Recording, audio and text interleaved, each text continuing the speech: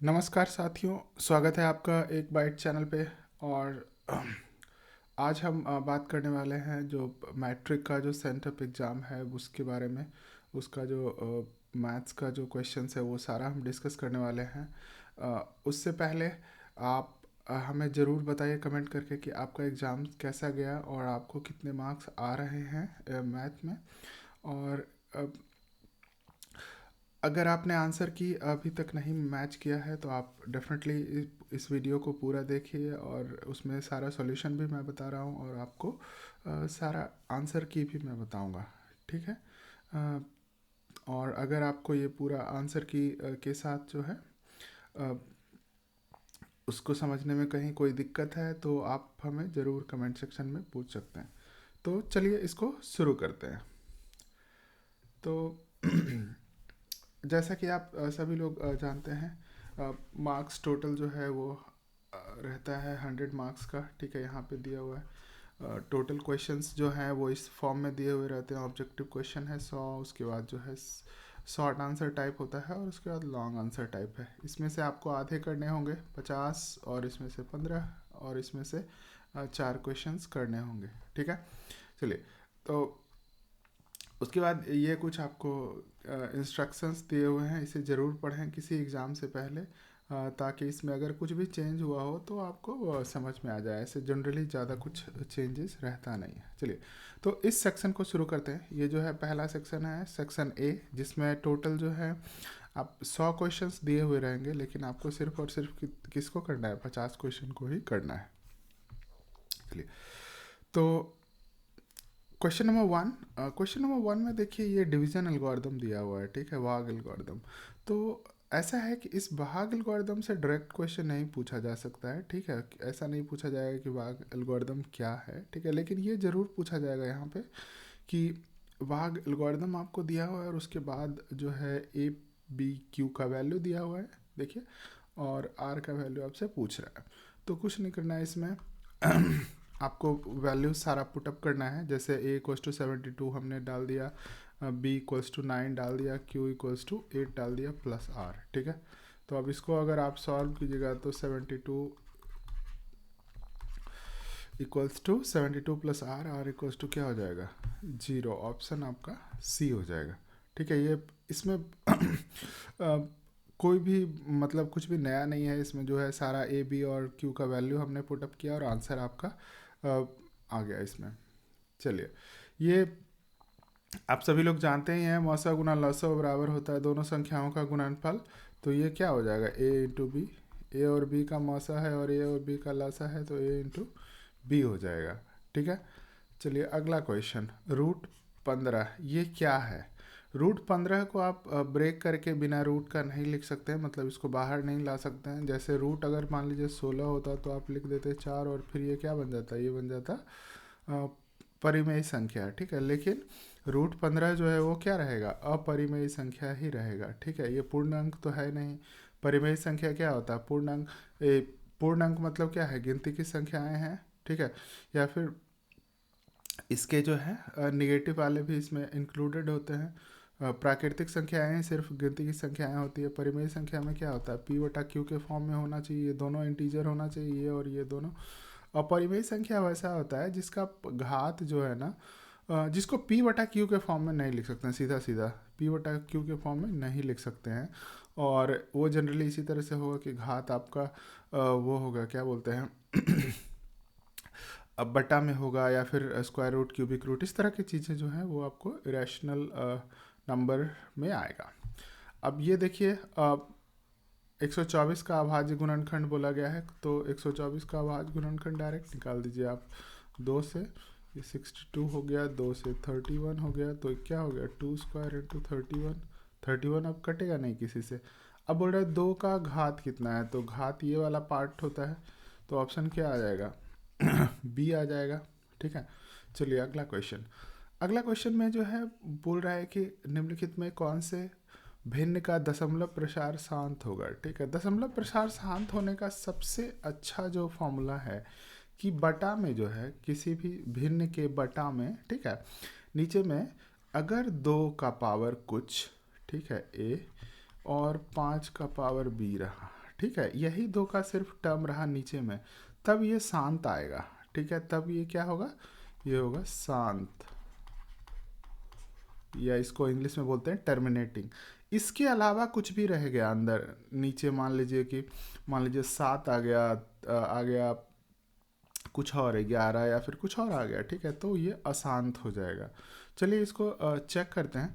इसको अगर आप देखिएगा तो ये क्या है, 21 बचे 75 से, ठीक है, तो 3 गुना 7 गुना 5 बटा में ये आया, तो ये अशांत रहेगा। ठीक है, उसी तरह से इसको अगर आप देखिएगा तो बटा में नीचे वाले को, सिर्फ नीचे वाले पे ध्यान देना है हमें। ठीक है, और 3 गुना 7 गुना 2 गुना 5, ठीक है, तो ये एक्स्ट्रा आ गया, ये भी अशांत होगा। ठीक है, इसमें अगर आप देखिएगा तो ये आ रहा है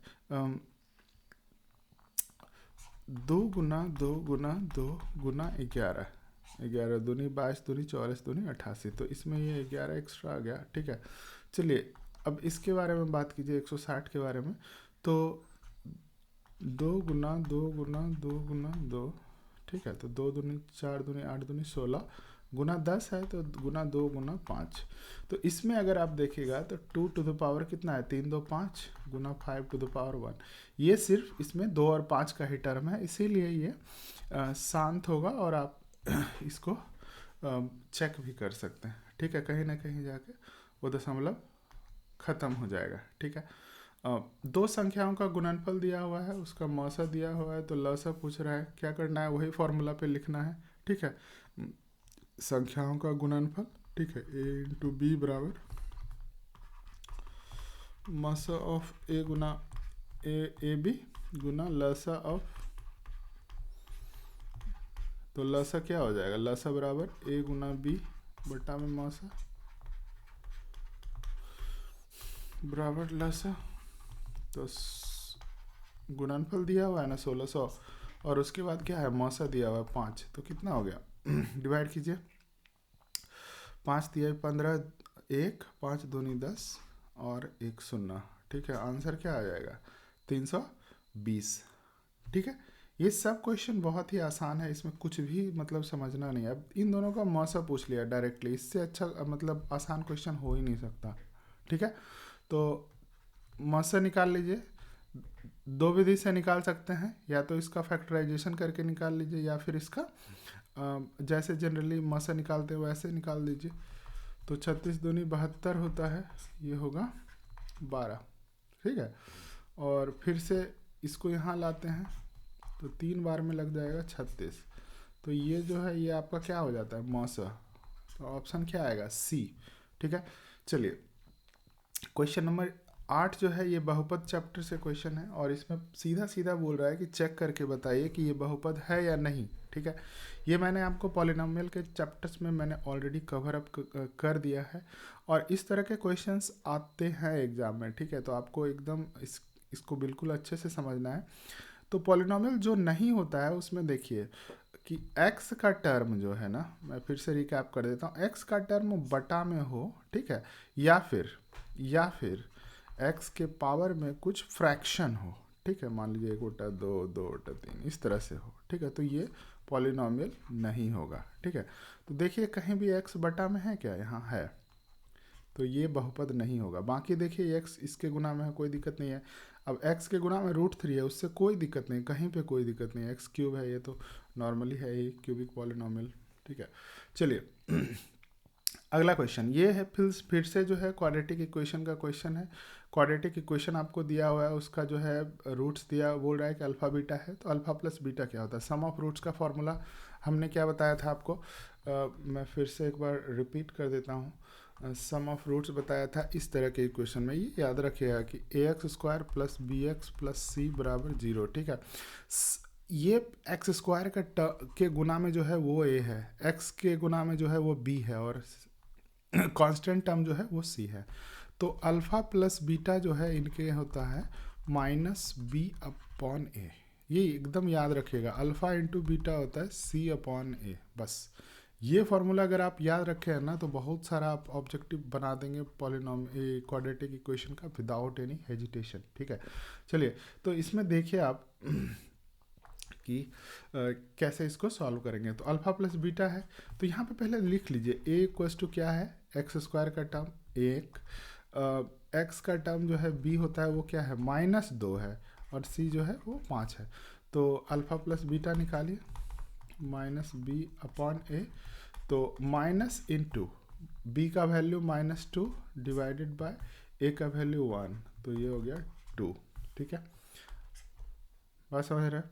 कैलकुलेशन मिस्टेक कहीं कीजिएगा थोड़ा सा भी तो ये गलत ऑप्शन भी आपको दिया हुआ है, ये आ जाएगा आंसर। ठीक है, इसीलिए आपको कैलकुलेशन मिस्टेक बिल्कुल ही इन सब क्वेश्चन में नहीं करना है। ठीक है, चलिए बोल रहा है इसका शून्यक क्या है। ठीक है, तो शून्यक निकालने का भी फॉर्मूला है, मतलब 2-3 विधि से इसको भी निकाल सकते हैं। ठीक है, पहला आप फॉर्मूला लगा दीजिए एकदम, जो ब्रह्मास्त्र वाला जो फॉर्मूला है, ब्रह्मास्त्र वाला फॉर्मूला क्या है कि A X square plus B x plus C बराबर 0 अगर है ना, तो इसका जो शून्यक आएगा वो होता है अल्फ़ा बीटा, इस तरह से आता है -b plus minus root over B square -4ac divided by 2 into A. बस ये फार्मूला से बाहर कोई भी क्वेश्चन आपका रहेगा ही नहीं क्वाड्रेटिक इक्वेशन में, अगर रूट्स पूछ रहा है तो। ठीक है, तो रूट्स को आप फिर से कैसे निकालिएगा कि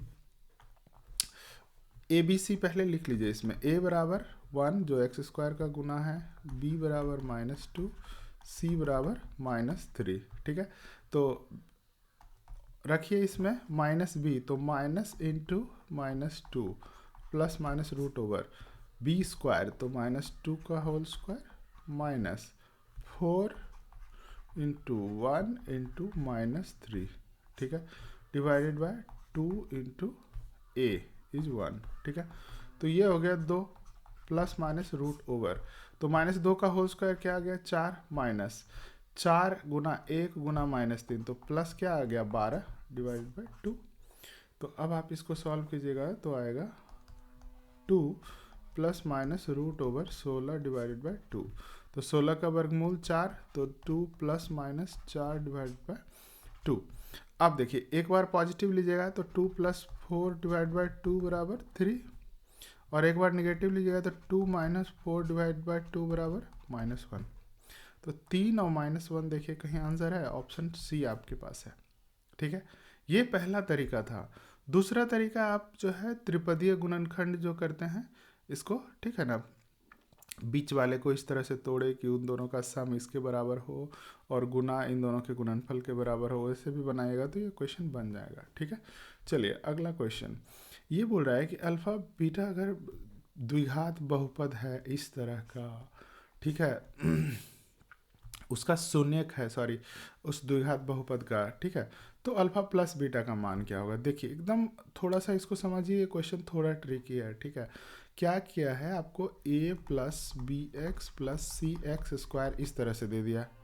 ठीक है, जनरली आपको बहुपद या फिर समीकरण जब भी लिखना है तो मैंने बता चुका हूँ ऑलरेडी मैं कि आपको सबसे ज़्यादा पावर वाले x को सबसे शुरू में लिखना है, तो ये इक्वेशन बन जाएगा ऐसा सी एक्स स्क्वायर, फिर उसके बाद उससे कम प्लस बी एक्स प्लस ए बराबर 0। ठीक, अब देखिए इसमें ए बी सी का वैल्यू लिख लीजिए। पहले a का वैल्यू होता है, इक्वेशन का तो फॉर्म होता है ये ए एक्स स्क्वायर जनरली, तो एक्स स्क्वायर का जो गुना है वो a है। ठीक है, a बराबर यहाँ पे क्या है c, b बराबर क्या है, b बराबर b ही है लेकिन c बराबर a है। ठीक, अब अल्फ़ा प्लस बीटा क्या होता है -b अपॉन a, तो माइनस ऑफ b, तो माइनस ऑफ b, a जो है वो क्या है वो c है, तो बटा में c, तो ऑप्शन आएगा आपका a। ठीक है, चलिए अगला क्वेश्चन एकदम मैच करते जाइए सारा क्वेश्चन कि आपने कौन सा ऑप्शन टिक किया है और देख लीजिए आप सही है या नहीं है। ठीक है, कितना सही आ रहा है।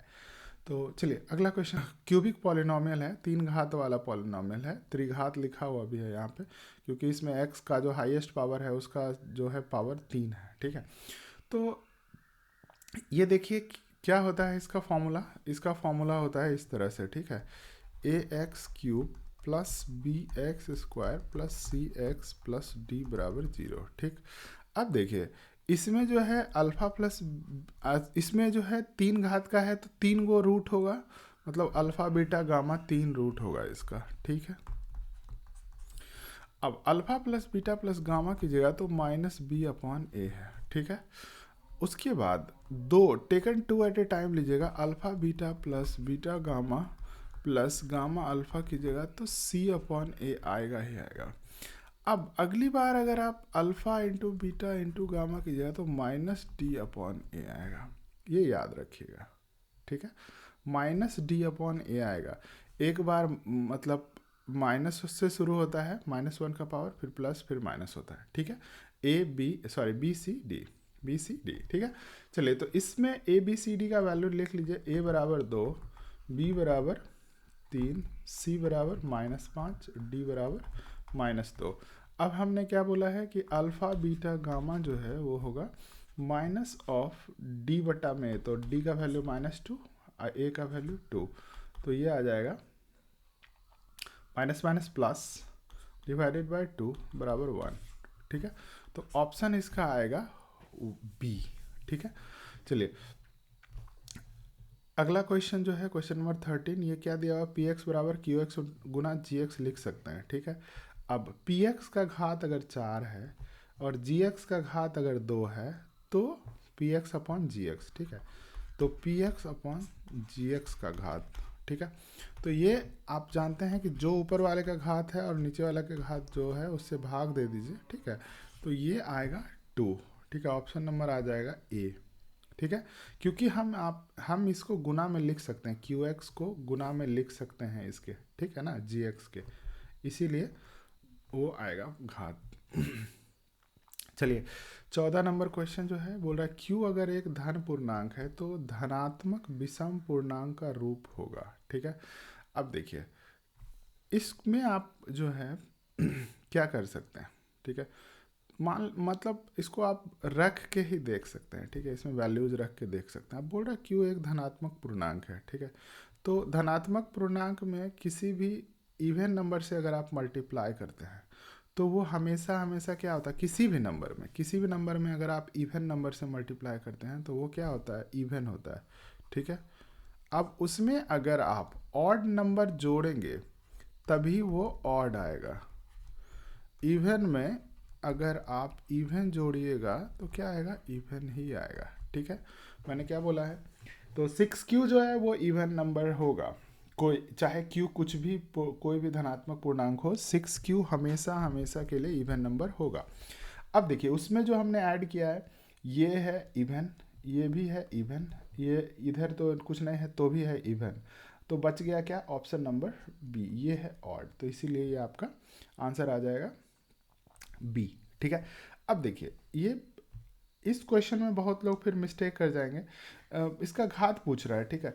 अब एक बार थोड़ा सा समझिए क्वेश्चन यहाँ पे उसी तरह का क्वेश्चन यहाँ दिया हुआ और बोल रहा है कि इसका घात जो है वो 3 है, त्रिघात है, ठीक है। यहाँ पे बोल दिया आपको, तो अगर आपको कुछ याद नहीं भी हो तो भी आप इसका आंसर 3 मार सकते हैं क्योंकि ये उसी फॉर्म में है, ठीक है।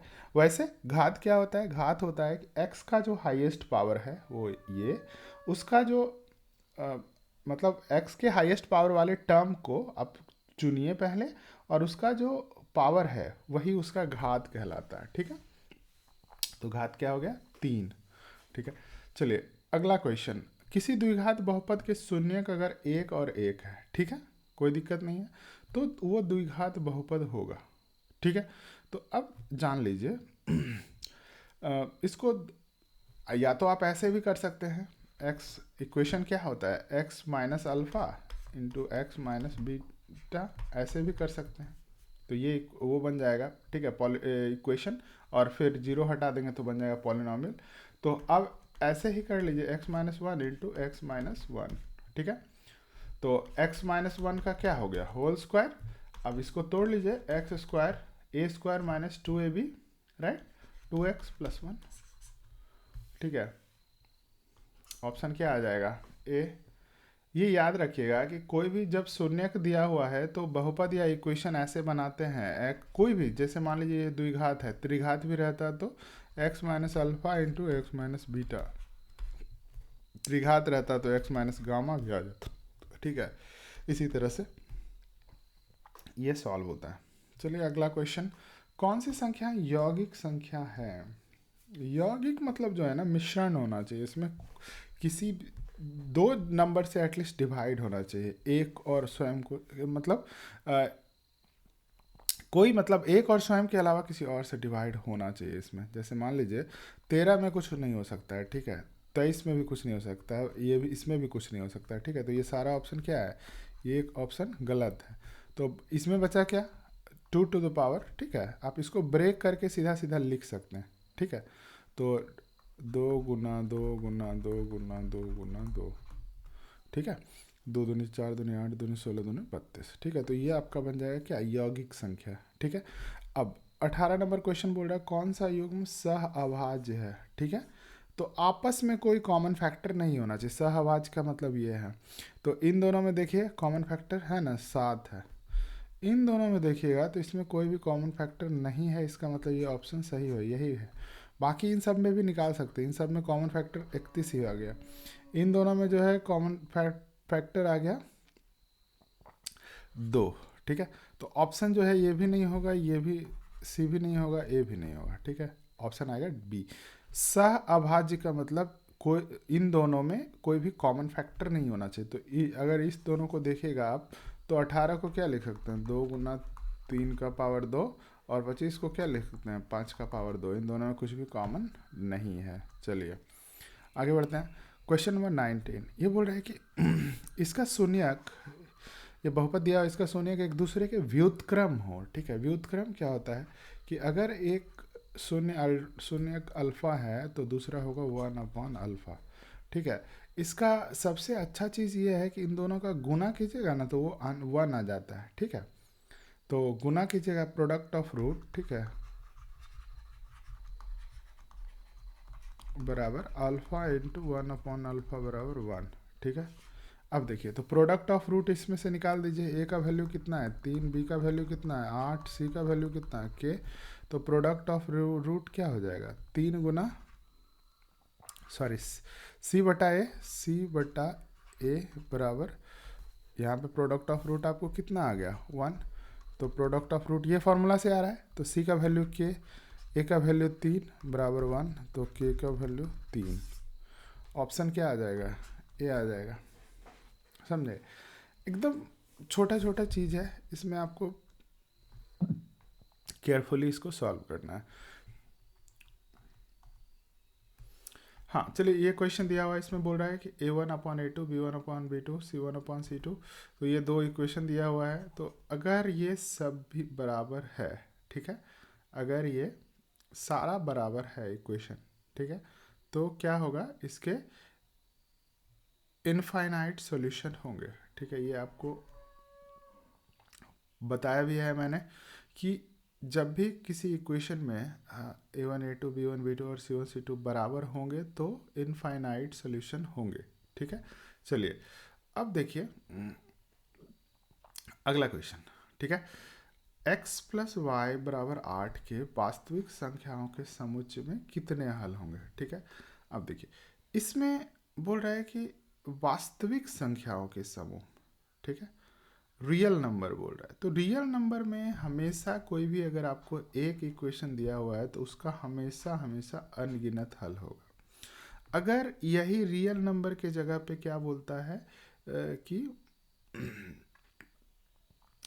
कुछ और कंडीशन भी दिया हुआ रहता तो हम उसमें बता सकते थे कि हाँ इसमें कितने हल होंगे, ठीक है ना, लेकिन अगर कोई एक इक्वेशन दिया हुआ है तो रियल नंबर के उसमें कितना हल होगा, तो कुछ भी हो सकता है। जैसे मान लीजिए x का वैल्यू आप -1005 भी रख सकते हैं, तो x का वैल्यू -1005 रखेगा तो y का वैल्यू क्या आ जाएगा 1013,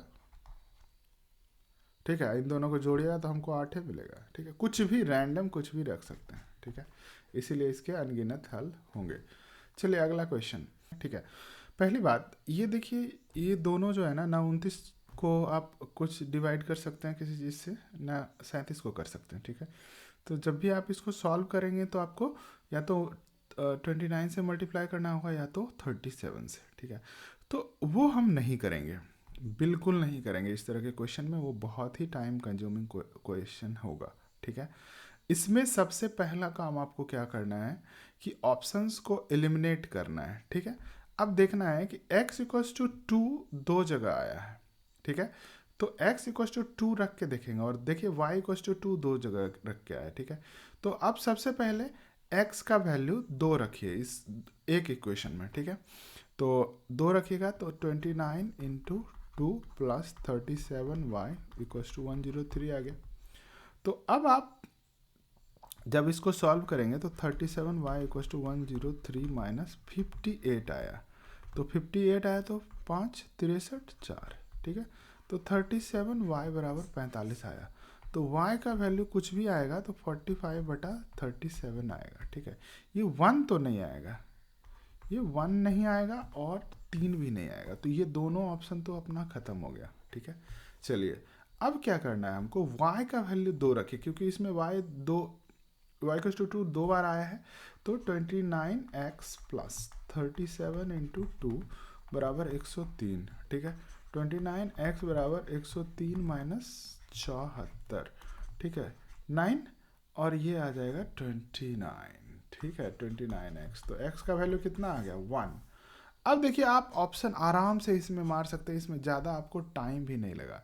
अगर आप इसको एकदम ध्यान रखिएगा, सॉल्व करने जाएगा तो पागल हो जाएगा, तब भी आंसर इसमें नहीं आएगा। अब x इक्वल्स टू 1 आप इसमें रखिए, देखिए क्या आता है। तो इसमें वैल्यू x इक्वल्स टू 1 यहाँ पे रखिएगा तो 37 आएगा। तो 29y बराबर क्या आएगा 95 माइनस 37, तो ये क्या आएगा, ये आएगा 8 8 7 15 45 और ये 5। तो y इक्वल्स टू क्या आ गया 2 आ गया ना। तो x जब हम y का वैल्यू 2 रखे थे तो x का y का वैल्यू 2 रखे तो x का वैल्यू 1 आया पहले इक्वेशन में, और जब हम x का वैल्यू दूसरे इक्वेशन में रख रहे हैं तो y का वैल्यू 2 आ जा रहा है। तो मतलब ऑप्शन ए आएगा ही आएगा, पक्का यही ऑप्शन सही है, ठीक है। चलिए वो सब क्वेश्चन थोड़ा दिमाग ख़राब करने वाला क्वेश्चन था, मतलब टाइम ख़राब करने वाला कि ज़्यादा समय आपका चला जाएगा उसमें। अब बोल रहा है कि ग्राफ ऑफ ए इक्वेशन, एक घातीय समीकरण का लेखा चित्र हमेशा क्या निरूपित करता है, ये हमेशा और हमेशा, ठीक है। एक घातीय समीकरण है, ठीक है। तो एक घातीय समीकरण कैसा होगा, ए एक्स प्लस बी बराबर 0, ठीक है। ए एक्स प्लस बी बराबर 0, ठीक। तो अब आप देखिए कि ये आपका किस तरह से एक घातीय समीकरण, एक घातीय समीकरण बोल रहा है। तो ए एक्स प्लस बी वाई बराबर सी, ये बोल रहा है आपको, ठीक है। एक घातीय समीकरण, ठीक है। तो हमेशा ये जो है ये हमेशा लाइन होगी, स्ट्रेट लाइन एकदम फिक्स है, एक स्ट्रेट लाइन होगी, ठीक है। इसमें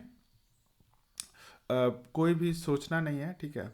और देखिए द्विघातीय जो है, दो सरल रेखाएं तो है नहीं हमारे पास, दो इक्वेशन होना चाहिए उसके लिए, जो है नहीं, ठीक है। परवलय होता है द्विघातीय समीकरण का वो, ठीक है। याद रखिएगा कि परवलय जो होता है ये क्या होता है, द्विघातीय समीकरण का,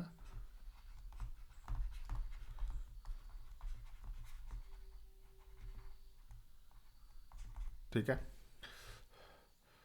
और द्विघातीय में भी वैसा है कि जिसमें एगो टर्म ऐसा होना चाहिए, ठीक है। एगो टर्म द्विघातीय होना चाहिए, मतलब एक्स वाला हो तो वाई वाला नहीं होना चाहिए द्विघातीय, तब जाके ये परवलयीय होगा, ठीक है। चलिए अगला क्वेश्चन है, या फिर वो है मतलब द्विघातीय समीकरण जो है सीधा सीधा परवलयीय बोल दीजिएगा, ठीक है। स्पेशल केस उसका है वो है सर्कल, ठीक है, या एलिप्स, ठीक है। चलिए के किस मान के लिए समीकरण दिस और ये क्या अद्वितीय हल है। अद्वितीय हल के लिए एकदम आपको पता होना चाहिए कि a1/a2 not equals to b1/b2 not equals to c1/, सीधा सीधा ये दोनों बराबर नहीं होना चाहिए, सीधा सीधा इसको आप हटा भी सकते हैं, ठीक है ना, ठीक है। तो आप क्या कर सकते हैं इसमें, जो है ये देखिए k/6 और -1/-2 हो गया, ठीक है। अब देखिए ये बोल रहे हैं नॉट होना चाहिए, ये हो गया। तो k नॉट इक्वल्स टू 6/2 बराबर k नॉट इक्वल्स टू क्या होना चाहिए 3, कहाँ गया डी ऑप्शन, ठीक है। चलिए अगला क्वेश्चन, अगला क्वेश्चन में बोल रहा है यदि दो चर में रैखिक समीकरण, दो चर है के आलेख समानांतर रेखाएं हों तो हलों की संख्या होंगी। ये एकदम देखिएगा, बोल रहा है कि ऐसा है एक और दूसरा ऐसा है, समानांतर रेखाएं हैं। तो समानांतर रेखाओं का, ठीक है, तो समानांतर रेखाओं का सिर्फ और सिर्फ मतलब इसमें कोई भी हल नहीं होता क्योंकि ये कहीं कट नहीं करता है। दो रेखाओं का हल तभी होगा जब कोई एक रेखा इस तरह का हो और दूसरा रेखा इस तरह का हो, कहीं पे कट कर रहा हो, ठीक है, तभी जाके उसका हल होगा। तो इसका कोई भी हल नहीं होगा। पैरेलल लाइंस हो गया तो इसका कोई भी हल नहीं होगा। चलिए अगला क्वेश्चन है, कौन सा द्विघातीय समीकरण नहीं है। द्विघातीय समीकरण नहीं है उसके लिए क्या करेंगे, देखेंगे x कहीं पे पावर में रूट तो नहीं है, ठीक है, ये वाला, तो ये ऑप्शन क्या आ जाएगा, बाकी सब ठीक ठाक लग रहा है, ठीक है। चलिए इसका आप बोल रहा है फिर से विवेचक, इस तरह का क्वेश्चन आपको आ चुका है, इसमें ध्यान से ए बी और सी अच्छे से लिखिएगा। ए क्या होता है, एक्स स्क्वायर का गुणांक, तो बी हो गया। बी क्या होता है, एक्स का गुणांक, तो ए हो गया। सी क्या होता है, जो कांस्टेंट टर्म है सी। अब ये हो गया, तो अब विवेचक जो होता है डिस्क्रिमिनांट जो होता है, ठीक है, डिस्क्रिमिनांट क्या होता है, B square minus 4ac। D जो होता है ना वो होता है बी स्क्वायर माइनस 4ac। तो बी का वैल्यू रखिए ए स्क्वायर, ए का होल स्क्वायर माइनस 4 इंटू ए का वैल्यू क्या होता है बी और सी का वैल्यू क्या होता है ए, तो ए स्क्वायर माइनस 4bc आंसर आना चाहिए आपका, ठीक है। चलिए ठीक है, चलिए द्विघात समीकरण का डिस्क्रिमिनांट होगा, ठीक है। डिस्क्रिमिनांट हमने देखा यहाँ पे निकाला भी है, ठीक है। तो डिस्क्रिमिनांट क्या होता है, बी स्क्वायर माइनस 4ac, ठीक है। तो बी स्क्वायर क्या होता है, 4 का होल स्क्वायर, यहाँ पे ए वैल्यू 1, बी वैल्यू 4, सी बराबर 1। एकदम ये लिखिएगा आप इक्वेशन का, नहीं तो आप ऑप्शन गलत मारिएगा, ये मुझे यकीन है, ठीक है। तो क्या करना है, लिखना है 1 इंटू 1, 16 घटा 4 बराबर क्या हो गया 12। ऑप्शन क्या आएगा ए। द्विघात समीकरण का एक मूल दिया हुआ है 2, तो दूसरा ए का वैल्यू, तो हमने ये जरूर पढ़ा है कि कोई भी मूल अगर पता हो तो वो मूल इस इक्वेशन को क्या करेगा, सेटिस्फाई, मतलब x का वैल्यू अगर 2 इस इक्वेशन में रखिएगा तो आंसर आ जाएगा। तो 2 इंटू 2 का whole square plus a into 2 plus 6 बराबर 0। तो ये कितना हो गया, 2 इंटू 2 दूनी 4 प्लस 2a प्लस 6 बराबर 0। तो 4 दूनी 8 से 14, तो 2a प्लस 14 बराबर 0। ए का वैल्यू कितना आ गया, -7। ऑप्शन क्या आ गया बी, ठीक है। चलिए क्वेश्चन नंबर 30, द्विघात समीकरण के मूल ये और ये हैं तो समीकरण निकालो। एकदम आसान चीज़ है, ठीक है। अब इसको आप दो तरीके से निकाल सकते हैं, ठीक है। या तो फिर से वही कीजिए, x माइनस 5, ये मैं बता चुका हूँ इसी वीडियो में, एक बार फिर से, ठीक है, गुना कर दीजिए, x square plus 2x minus 5x minus 10 बराबर 0, x square minus 3x minus 10 बराबर 0, ठीक है, ऑप्शन ये। चलिए चलिए ये तो हो ही गया। अल्फा बीटा अगर द्विघात समीकरण है के मूल हैं, ठीक है, द्विघात समीकरण के मूल हैं, तो ये इसका मान, ये थोड़ा उल्टा लग रहा है लेकिन इसको जब आप सॉल्व कीजिएगा ना तो ये कुछ इस तरह का दिखेगा।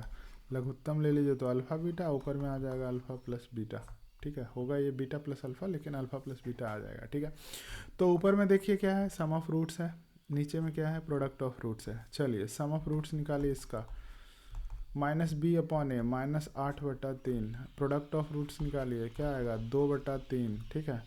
लिख दीजिए यहाँ पे -8/3 डिवाइडेड बाई 2/3, तो क्या होता है -8/3 गुना उलट जाएगा 3/2 बराबर क्या आ जाएगा -4। ऑप्शन क्या आएगा सी, ठीक है। फिर से क्वाड्रेटिक इक्वेशन में विविक्तर का मान 0 से बड़ा हो, d ग्रेटर दैन 0 है, ठीक है। तो मूलों की प्रकृति क्या होगी, ये तो आपको पता होना चाहिए कि अगर b square minus 4ac greater than 0 है तो क्या होगा, हमेशा डिस्टिंक्ट होगा, ठीक है, ठीक है, डिस्टिंक्ट होगा, वास्तविक एवं रियल एंड अनइक्वल रूट्स, ठीक है, ये डिस्टिंक्ट रूट्स आएगा क्योंकि एक प्लस के साथ आता है, एक माइनस के साथ आता है। ठीक है,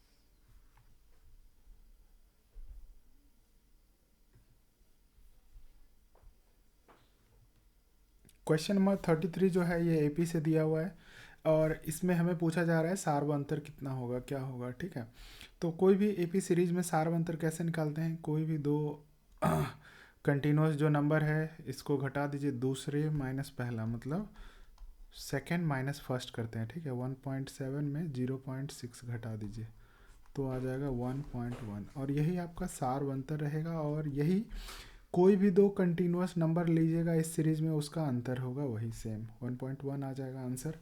चलिए अगला क्वेश्चन जो 34 है उसमें बोल रहा है कि कौन सा समांतर श्रेणी है। तो सेम जैसे इसमें हमने क्या किया, क्या देखा कि कोई भी दो कंटिन्यूस नंबर है उसका जो डिफरेंस है वो सेम होगा। ठीक है, जैसे इन दोनों का अंतर कितना है 2, इन दोनों का अंतर कितना है 4, इन दोनों का अंतर कितना है 8, इन दोनों का अंतर कितना है 4। ठीक है, तो ये समांतर श्रेणी में नहीं है, ये सब अंतर बराबर आना चाहिए।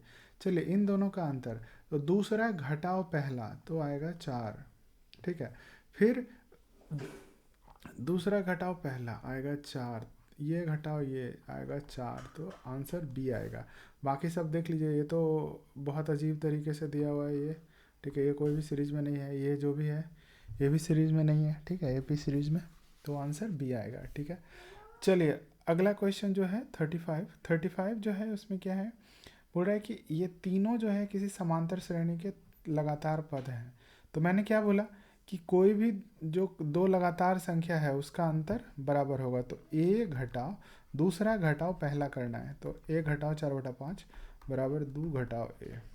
तो सॉल्व कीजिए, ए इधर आ जाएगा 2a बराबर 2 + 4/5, ए बराबर 14/5 गुना 2 7, तो आएगा 7/5, 7/5 ऑप्शन ए आ जाएगा। ठीक है, चलिए आगे बढ़ते हैं।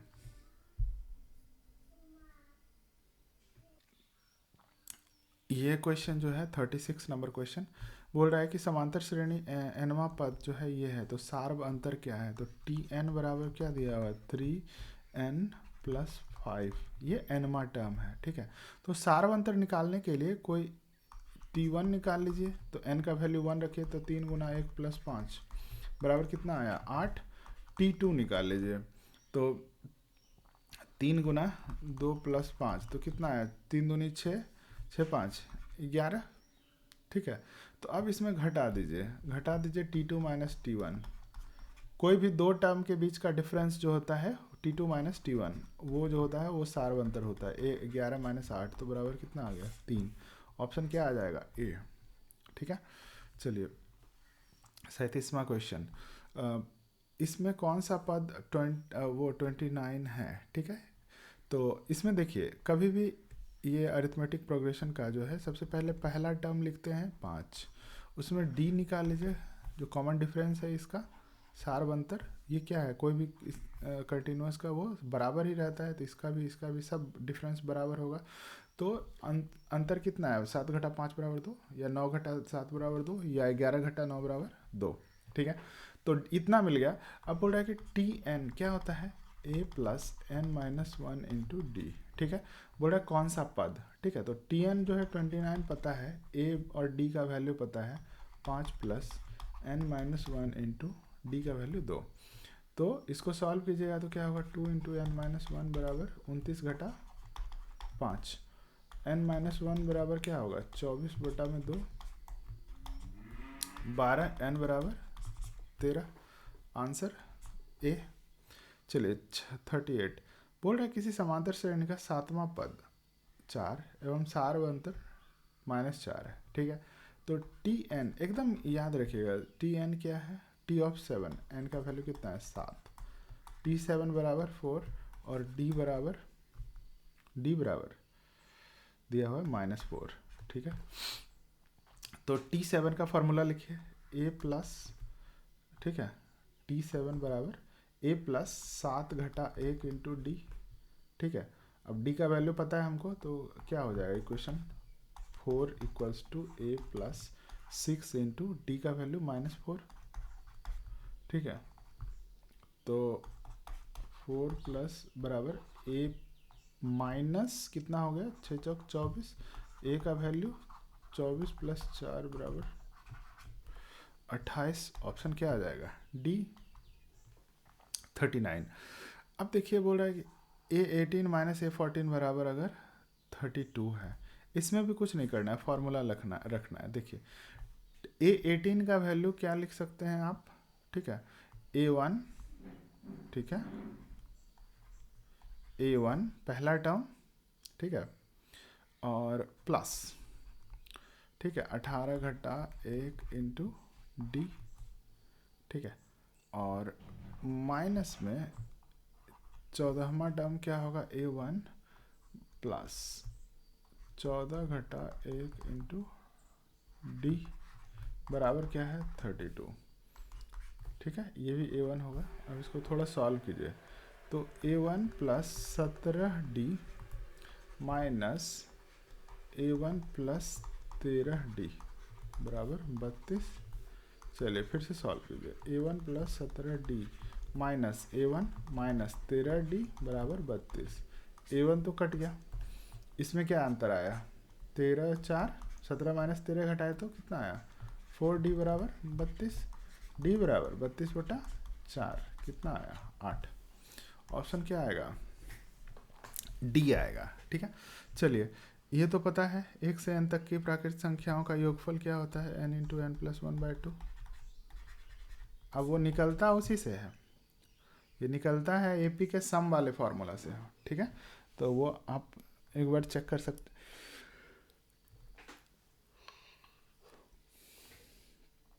लेकिन इसमें आप डायरेक्टली बी मार देंगे। चलिए जो है 41 का है, प्रथम 10 प्राकृतिक संख्याओं का योगफल, फिर से वही चीज़ है, n इंटू 1 प्लस प्रथम 10 विषम प्राकृतिक संख्याओं का योगफल, ठीक है।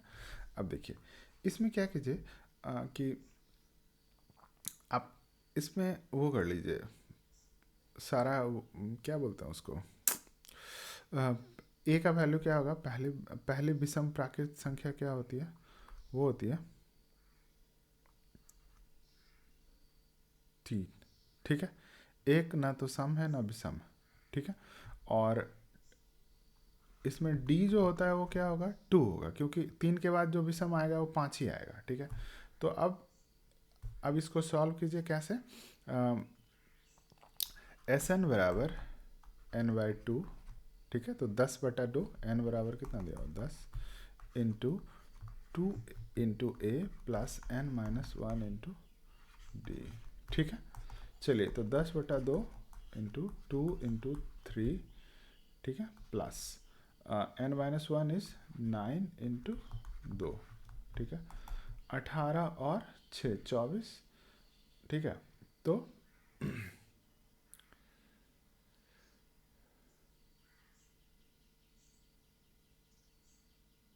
एक्चुअली में इस क्वेश्चन में आपको ए को पहला टर्म जो है वो 1 आपको मानना है, ठीक है, क्योंकि 1 से ही इन्होंने शुरू किया है, ठीक है। तो यहाँ 2 इंटू 1 कर लीजिए, ठीक है, और वो आ जाएगा आपका 20, ठीक है। तो 20 9 दूनी 18 तो 20 इंटू 10 डिवाइड बाई 2 बराबर 100। आंसर आएगा बी, ठीक है, ओके। चलिए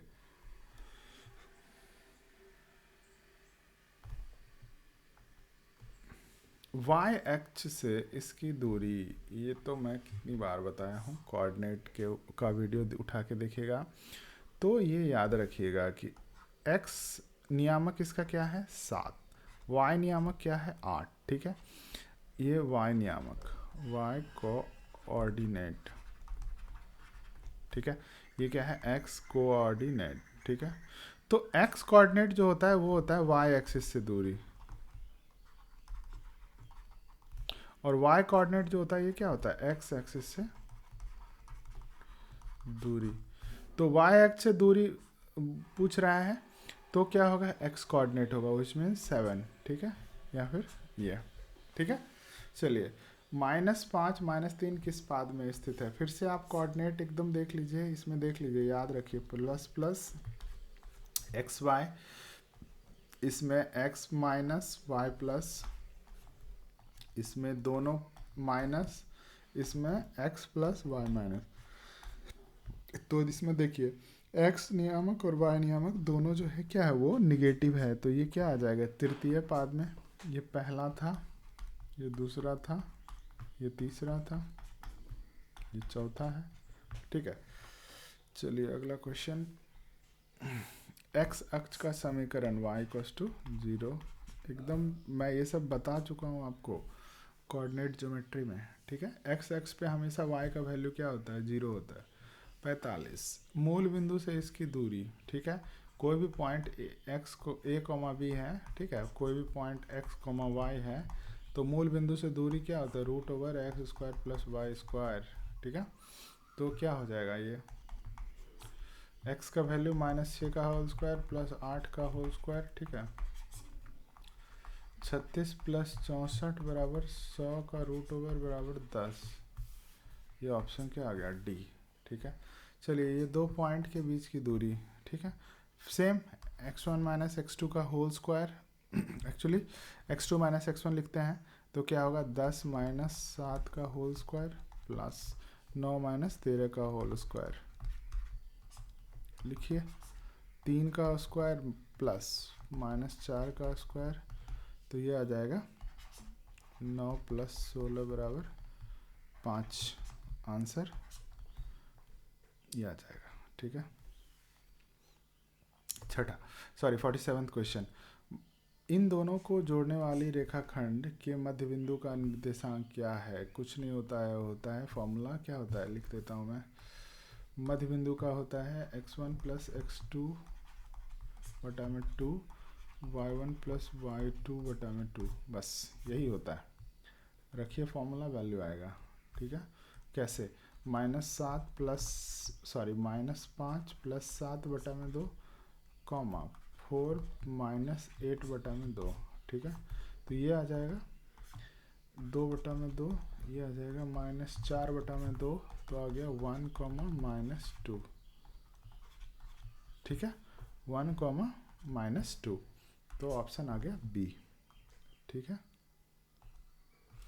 48 x बराबर 15 की आलेख कैसी सरल रेखाएं होगी? x बराबर 15, ये हो गया 15, ये x इक्वल्स टू 15 का सरल रेखा का ग्राफ है। ठीक है, आलेख है। ठीक है। ये x एक्सिस, ये y एक्सिस। तो क्या बोल रहा है? x एक्सिस के समानांतर नहीं, x अक्ष का समानांतर नहीं होगा। ये x अक्ष का समीकरण क्या होता है? y इक्वल्स टू 0 होता है, याद रखिएगा। ठीक है। तो ये नहीं है। y एक्स का समानांतर, हाँ ये y एक्स के समानांतर है, तो ऑप्शन आएगा बी। मूल बिंदु से तो डेफिनेटली नहीं जाएगी। ठीक है। चलिए, अब बोल रहा है इसमें कि ऑर्डिनेट और एब्सिसा, एब्सिसा एंड ऑर्डिनेट। ठीक है। तो इसका क्या होगा? आपको एकदम वो किया हुआ है। पहला जो है वो आता है एब्सिसा, दूसरा आता है ऑर्डिनेट। ठीक है। तो ये होता है ओ, ये होता है ए। ठीक है। तो इसमें क्या है? ऑर्डिनेट पूछा है तो 7.6 आएगा आंसर। ठीक है। कोई दिक्कत नहीं। चलिए अगला क्वेश्चन जो है, इसका बोल रहा है कि क्षेत्रफल क्या होगा।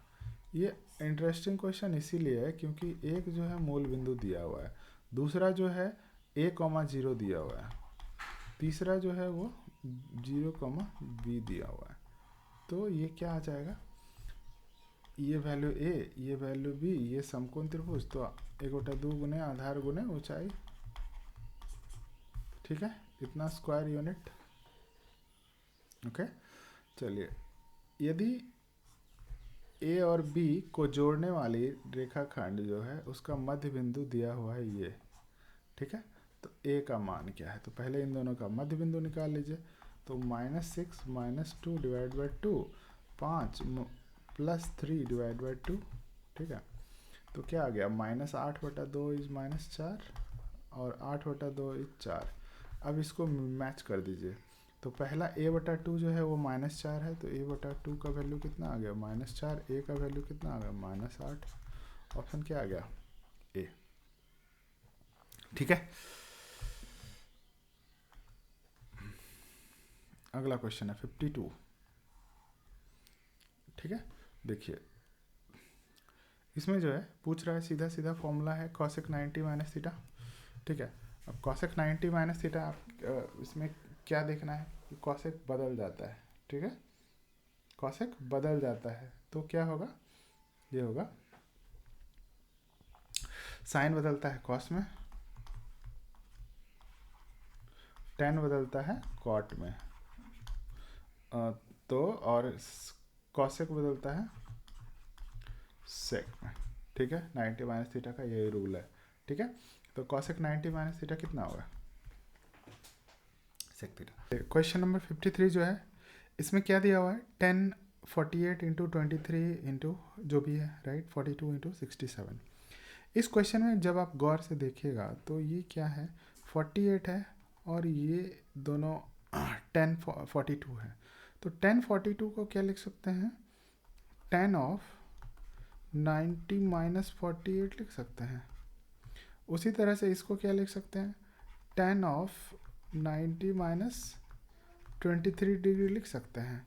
तो टोटल एक्सप्रेशन क्या बन जाएगा, लिखिए फिर से 10 48 डिग्री था शुरू में, ठीक है, इंटू 10 23 डिग्री था, उसके बाद ये क्या है 10 ऑफ 90 माइनस थीटा। तो थीटा जो है ये क्या होगा, ये टोटल हो जाएगा कॉट ऑफ थीटा। उसी तरह से 10 90 माइनस थीटा, तो ये हो जाएगा फिर से कॉट ऑफ 23 डिग्री। तो अब देखिए 10 इंटू कॉट कितना होता है 1, फिर ये 10 इंटू कॉट कितना होता है 1, तो ये मतलब वही हो गया, ये इसके साथ हो गया और ये इसके साथ हो गया, बराबर आंसर क्या आ जाएगा 1। ठीक है, चलिए अगला क्वेश्चन, ये है cos square 17 minus sine square 17।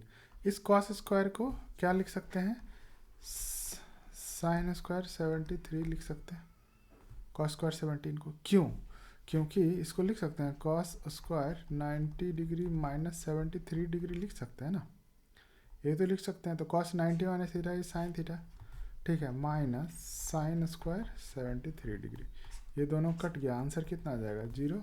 Option क्या आ जाएगा बी। ठीक है, चलिए अब देखिए इसमें cos 1 डिग्री तो आपको पता ही नहीं है, 1 2 3 और ये ऐसे कर करके कितना है 180 डिग्री तक है। तो ये जनरली आपको नहीं पता है कि इसका वैल्यू कितना होगा, इसको आप सॉल्व कैसे करेंगे। ठीक है, थोड़ा ट्रिकी क्वेश्चन है। अब देखिए बीच में कहीं ना कहीं cos 90 डिग्री आया होगा इस सीरीज में। ठीक है, कुछ ऐसा आया होगा जिसमें कि cos पहले में 89 डिग्री होगा गुना cos 90 होगा, उसके बाद cos 91 डिग्री होगा, फिर आगे बढ़ते गया आप। और ये बात आप जानते हैं भली भांति कि cos 90 का वैल्यू कितना होता है 0। तो ऑप्शन क्या आ जाएगा इसका, 0 को आप किसी चीज़ में गुना कर दीजिए 0 ही आएगा। ठीक है, चलिए अब sec 0 डिग्री का मान तो 1/cos 0 डिग्री होगा और cos 0 का वैल्यू 1 होता है, तो 1 आ जाएगा, ऑप्शन क्या आ जाएगा सी। चलिए आगे 10 45 डिग्री 10 45 सॉरी थीटा 45 डिग्री और 10 स्क्वायर थीटा है, तो 10 45 डिग्री क्या होता है 10 square 45 degree plus 1 upon sine square 45 degree. 10 45 का वैल्यू 1 का whole square plus 1 upon sine 45 का वैल्यू 1 अपॉन √2 का होल स्क्वायर। ठीक है, तो कितना हो जाएगा 1 प्लस 1 अपॉन 1/2, तो ये उलट जाएगा तो 1 प्लस 2 बराबर 3। ठीक है, तो ये हो गया सी का वैल्यू 3। ठीक है, अब आगे बढ़िए, निम्नलिखित में कौन सत्य है। ठीक है, अब देखिए साइन 30 बराबर cos 30, ये तो होता नहीं है।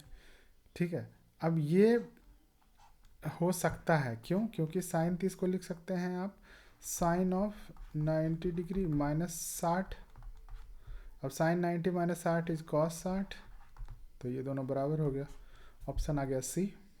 ठीक है, चलिए अल्फ़ा बीटा अगर 60 डिग्री है, दोनों बराबर है, तो cos of alpha minus beta, तो लिखिए कॉस ऑफ, अब ऐसा नहीं कि ये फार्मूला हम तोड़ने लगेंगे इसको कॉस ए माइनस बी पर, ठीक है। यहाँ पे देखिए कि दोनों का वैल्यू जब समान है तो क्या करेंगे, सिर्फ वैल्यू रखेंगे, तो क्या वैल्यू आ जाएगा, cos 0 का वैल्यू क्या हो जाएगा 1।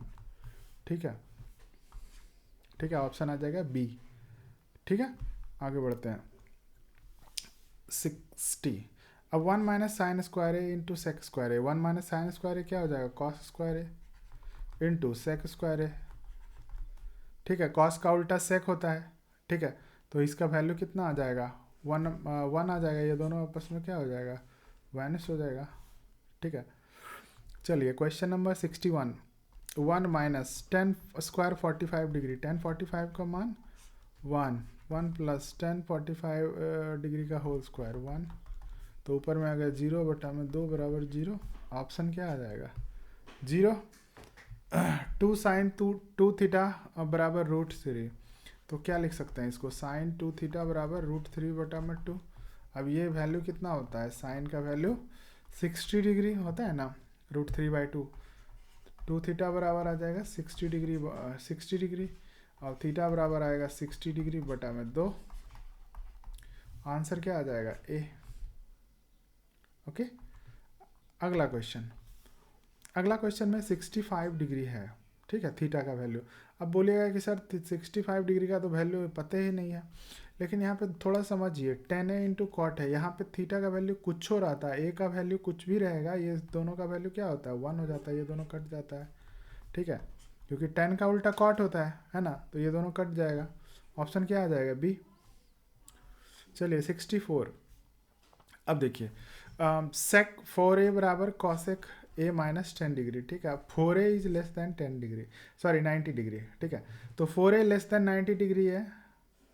ठीक है, तो आप इसको सॉल्व कीजिए इधर वाले को। ठीक है, तो सेक 4a को क्या लिख सकते हैं, कॉसेक, सेक को कॉसेक में बदलने के लिए क्या होता है, सेक थीटा बराबर कॉसेक 90 माइनस थीटा। ठीक है, तो cosec of 90 degree minus 4a बराबर कॉसेक ए माइनस 10, तो ये आ जाएगा 90 डिग्री माइनस 4a बराबर a माइनस 10। अब 4a को उधर ले जाइए तो क्या हो जाएगा, 5a बराबर 10 इधर आएगा 100, a बराबर कितना हो गया 20। ठीक है, यही तो पूछा है। अब देखिए थोड़ा इसको समझिए, 4a is less than 90 degree है 4a, तो a लेस देन कितना हो जाएगा 90 डिग्री बटा 4। ठीक है, तो 18 डिग्री हो गया, सॉरी 4 दूनी 8, 1 2 4 दूनी 8। ठीक है, 22 से कम। अब देखिए आप सिंपल बिना कुछ इसको अगर सॉल्व नहीं भी करते, आप सिर्फ ये कंडीशन को देखते तो क्या हो गया, ए एक ऐसा वैल्यू है जो 22 डिग्री से कम है, तो एक ही ऑप्शन आता है, वो कौन सा ऑप्शन आता है 20 डिग्री वाला। ठीक है, चलिए सेक स्क्वायर 10 और कॉट स्क्वायर 80 है। ठीक है, सेक को कॉसेक में बदल सकते हैं।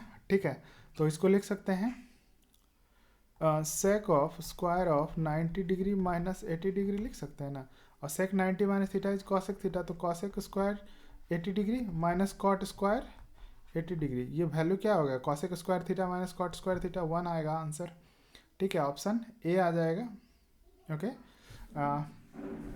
चलिए 66 number question, tan theta plus cot theta बराबर 5 है, तो tan square theta plus cot square theta बराबर क्या होगा। चलिए इन दोनों का दोनों तरफ होल स्क्वायर ले लीजिए, तो क्या होगा tan theta plus cot theta का होल स्क्वायर बराबर 5। ठीक है, का होल स्क्वायर, तो आएगा tan square theta plus cot square theta plus a square plus b square plus 2 into a b tan theta into cot theta बराबर 25। ये कितना हो गया, tan square theta plus cot square theta, ये तो value निकालना है, तो और ये tan theta into cot theta क्या हो गया 1, तो tan square theta plus cot square theta बराबर 25 घटा 2। ठीक है, तो बराबर क्या आ जाएगा 23। बात समझ रहे हैं, इसको मैंने होल स्क्वायर किया, वैल्यू आया प्लस में और उधर गया तो वो माइनस हो गया। ऑप्शन क्या आ जाएगा डी। ठीक है, अब बोल रहा है निम्नलिखित में किसका मान √2 के बराबर है। आपको याद हो कि साइन 45 डिग्री का वैल्यू क्या होता है, 1/√2। यही होता है कॉस 45 डिग्री का मान। तो 1/साइन का मान क्या होगा, 1/साइन 45 का मान क्या हो जाएगा, √2। तो कॉसेक 45 होगा, या फिर अगर सेक 45 ऑप्शन में होता तो वो भी होता। ठीक है, लेकिन यहाँ पे सिर्फ कॉसेक दिया हुआ है, ऑप्शन डी आ गया आपका आंसर।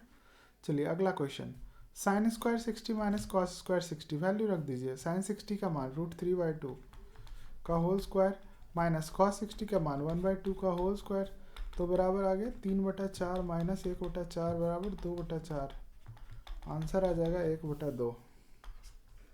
ठीक है, अगला क्वेश्चन, अब बोल रहे हैं ट्रायंगल ए बी सी में ए 90 डिग्री है। ठीक है, ए को कोण 90 डिग्री है, ये ए है। ए बी मान लीजिए ये, सी मान लीजिए ये, ए बी जो है 6 cm है और ए सी जो है वो है 2√3 cm। तो बोल रहा है एंगल बी का मान, ये दो भुजा दिया हुआ है, तो ये दो भुजा हमको जो एंगल 90 डिग्री के साथ वाला जो भुजा है वो सिर्फ tan में यूज होता है, तो इसको थीटा मानिए।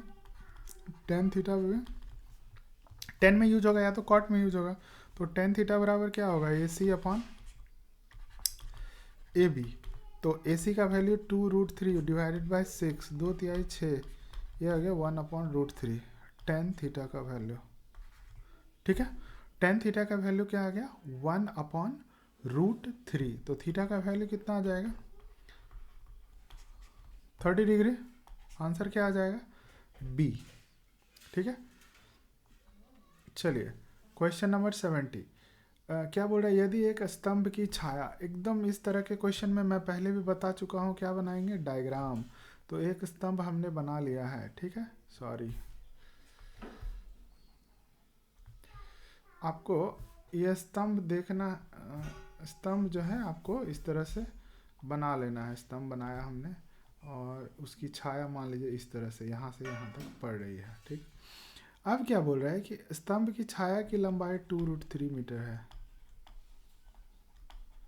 ठीक, सूर्य का उन्नयन कोण जब भी छाया बनती है ना, तो यहाँ से दिखा जाता है, छाया के अंतिम उससे देखा जाता है कि वो कितना है, तो यह है थीटा बराबर 60 डिग्री। ठीक है, तो पूछ रहा होगा स्तंभ की लंबाई कितनी है, तो ये 90 डिग्री बनता ही बनता है। ठीक है, अब ये मान लीजिए कि h है, तो tan 60 डिग्री बराबर क्या होगा, h/2√3। ठीक है, tan 60 का मान √3 होता है, h/2√3। तो h बराबर कितना हो जाएगा, 2√3 इंटू √3 बराबर 2 गुना 3 बराबर कितना आ गया, 6 मीटर। आंसर क्या आ जाएगा, बी। ठीक है, क्वेश्चन नंबर 71, यदि दो समरूप त्रिभुज के क्षेत्रफल का अनुपात दिया हुआ है तो भुजाओं का अनुपात, ये एकदम आता ही आता क्वेश्चन है, एकदम याद कर लीजिए, ये क्वेश्चन आपको फाइनल एग्जाम में भी आएगा। ठीक है, होता क्या है कि क्षेत्रफल जो एरिया का रेशियो है, ठीक है, एरिया ऑफ ट्रायंगल मान लीजिए। ठीक है, दोनों जो एरिया का जो रेशियो है, तो area of triangle A B C, अच्छा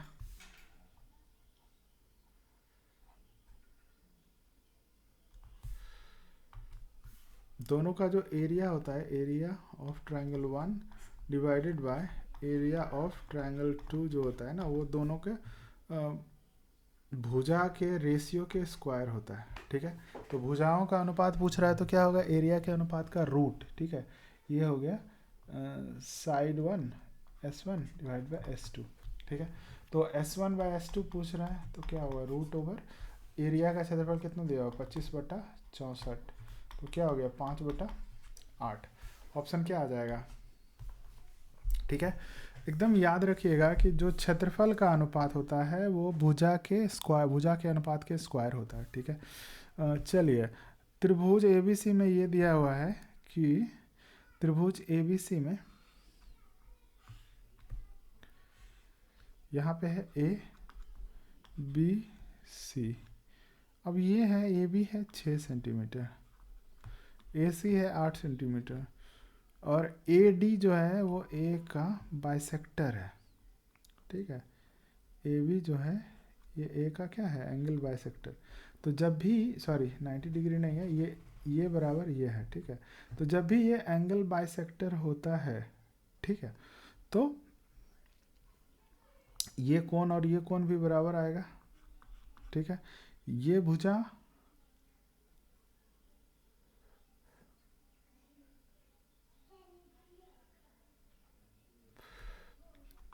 अच्छा, अब पूछ रहा है B D is to D C, ठीक है। तो हमें देखते हैं, ठीक है।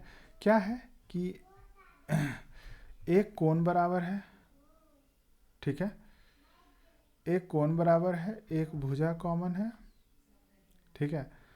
और ये जो है क्या बोलते हैं उसको, जो B D is to D C होगा, ठीक है, ये आपका एक्चुअली सिमिलर ट्रायंगल हो जाएगा। Angle A, sorry triangle A B D जो है, ए डी बी और ए डी सी, ये दोनों सिमिलर ट्रायंगल हो जाएगा, ठीक है। तो होगा ये कि आप B D is to D C जो होगा, ठीक है, ये आएगा आपका, ठीक है, B D is to D C A B upon, ठीक है,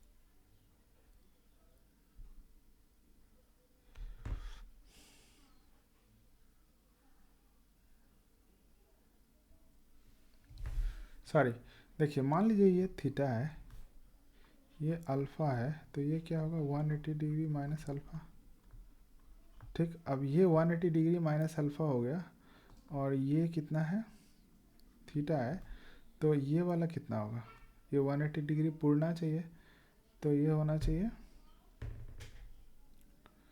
अल्फ़ा माइनस थीटा, और ये एंगल कितना होगा, ये होगा 180 degree minus alpha plus theta.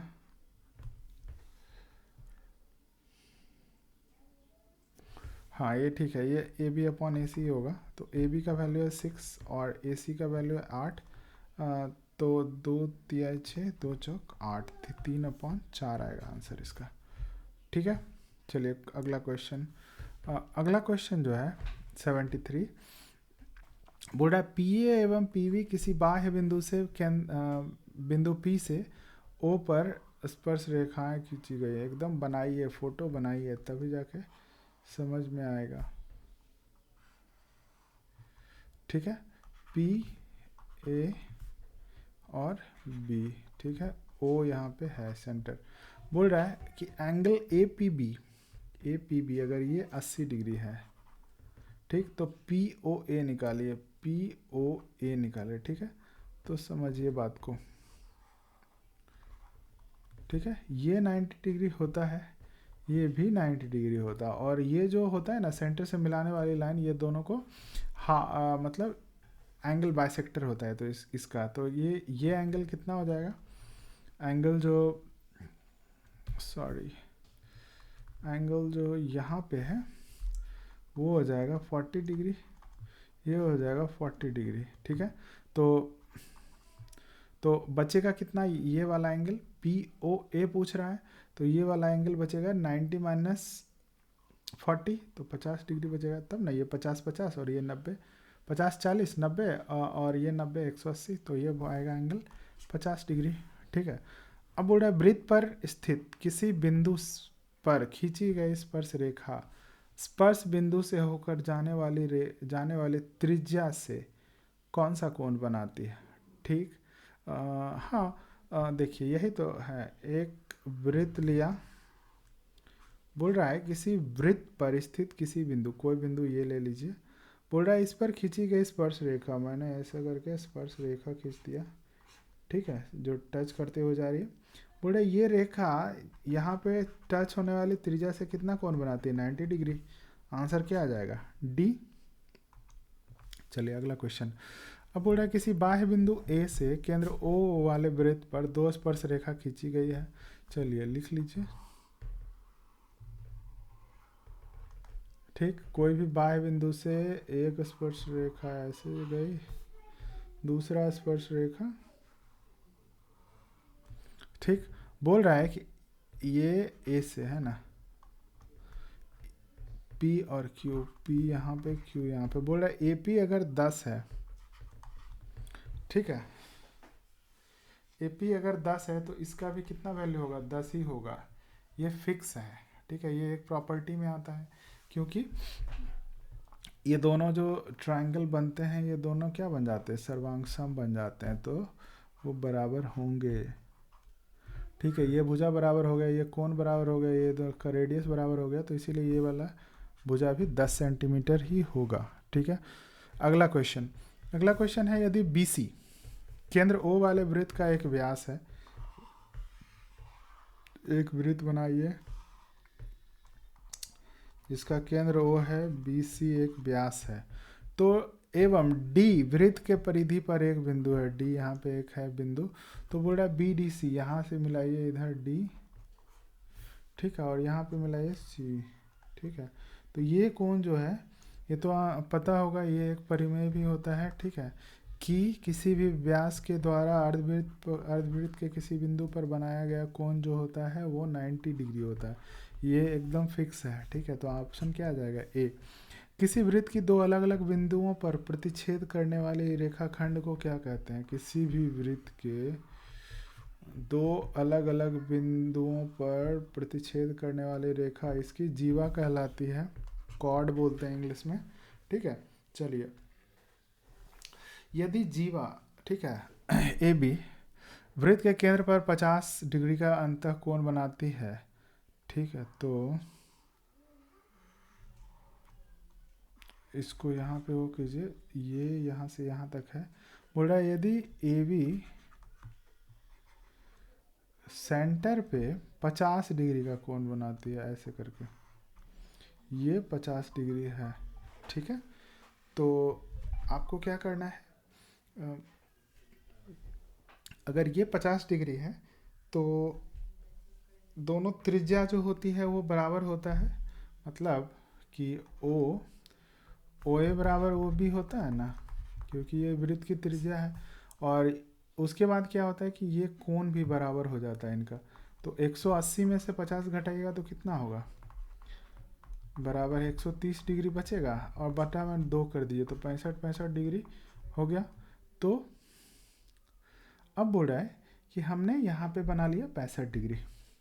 फिर से समझते हैं, क्वेश्चन क्या है, ए बी वृत्त के केंद्र पर 50 डिग्री का कोण अंतरित करता है, तो ए और बी बिंदुओं पर खींची गई स्पर्श रेखाओं के बीच बना कोण होगा, ठीक है, तो ये तो हो गया आपको कि ये 50 डिग्री है, ठीक है। अब बोल रहा है कि इस पे एक ऐसे करके स्पर्श रेखा बना, मान लीजिए यहाँ से यहाँ तक और यहाँ से यहाँ तक, ठीक, एक बिंदु से, तो ये एंगल 90 हो गया, ये एंगल भी 90 हो गया, ठीक है, तो ये दो एंगल 90 हो गया, तो इन दोनों को कितना होना है, 180 होना है, तो ये वाला एंगल कितना हो जाएगा, ये वाला एंगल हो जाएगा बाकी के 180 माइनस 50, तो ये आ जाएगा 130 डिग्री, आपको ये एंगल पूछा गया है, ठीक है, ना कि ये वाला एंगल कुछ, ठीक है, तो हम इसको इरेज कर देते हैं, इसका यूज़ नहीं है यहाँ पे, ठीक है, हमें क्या है कि किसी बिंदु, सॉरी, ठीक है, किसी बिंदु का जो वो है वहाँ से जो स्पर्श रेखा खींचा गया, तो ये वाला कोण कितना बन रहा है, समझिए बात को, तो स्पर्श रेखा वृत्त के उससे पे बनाती है, जहाँ पे टच करती है वो बनाता है 90, इधर भी बनाता है 90, तो 90 90 180, और इधर 180, तो 50 माइनस 180 में 50 घटा दिए तो बच गया 130, ठीक है, ऑप्शन क्या आ गया, बी, ठीक है। चलिए, किसी त्रिभुज ए बी सी में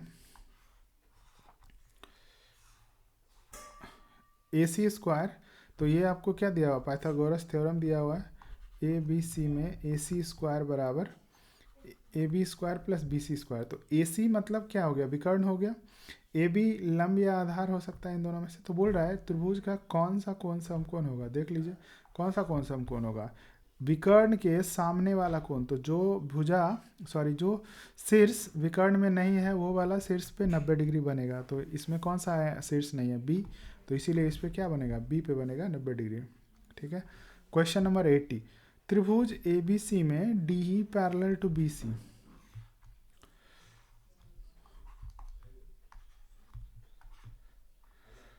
D E parallel to B C, ठीक है। अब बोल रहा है A D upon D B दिया हुआ है 4 और ये 7 दिया हुआ है 4/7, तो ए सी दिया हुआ है, ठीक है। तो अब मान लीजिए ये x है, तो ये ए सी दिया हुआ है 6.6, तो ये कितना हो जाएगा 6.6 माइनस एक्स, ठीक है। और ये दोनों ट्रायंगल जो है ए बी सी और ए डी क्या होता है, ये होता है सिमिलर ट्रायंगल होता है। तो क्या हो गया, रेशियो बराबर होगा 4/7 बराबर, सॉरी 4/7 नहीं, ये होगा 4/11 होगा, ठीक है। क्योंकि A D upon A B होगा तो 4/11 होगा, समझे। 4/11 बराबर x upon x plus 6.6 minus x, तो ये 6.6 होगा, ठीक। तो इसमें क्या होगा एक्स का वैल्यू 4 गुना 6.6 डिवाइडेड बाई 11, नीचे आ गया 10, ये हो गया 6, तो 2.4 सेंटीमीटर आ गया, 6 चौक 24/10, ठीक है। क्वेश्चन नंबर 81, दो वृत्त की त्रिज्याओं का अनुपात दिया हुआ। अब यहाँ से मेंसुरेशन और वॉल्यूम जो भी है वो सब स्टार्ट होगा, ठीक है। यहाँ पे क्षेत्रमिति और आयतन शुरू होगा, ठीक है। तो यहाँ पे क्या होगा कि ये त्रिज्या का अनुपात दिया हुआ तो क्षेत्रफल का अनुपात क्या होगा, सेम पाई r1² अपॉन पाई r2²। तो त्रिज्या का अनुपात पता है तो पाई पाई तो कट ही गया, तो r1 अपॉन r2 का होल स्क्वायर, तो बराबर 2/3 का होल स्क्वायर बराबर 4:9। ऑप्शन क्या आ जाएगा, बी। चलिए 42 सेंटीमीटर त्रिज्या वाले वृत्त के उस त्रिज्यखंड का, ये योगफल नहीं है, ये क्षेत्रफल है, यहाँ पे एरिया लिखा हुआ है, ठीक है, ये प्रिंटिंग मिस्टेक है। तो क्या होगा, जिसका केंद्रीय कोण 30 डिग्री है, ठीक है। तो बोल रहा है कि 42 सेंटीमीटर त्रिज्या दिया हुआ है और यहाँ पे तो आपको इस तरह से दिया हुआ है, ये समझिए सेक्टर किसको बोलते हैं, सेक्टर बोलते हैं इसको,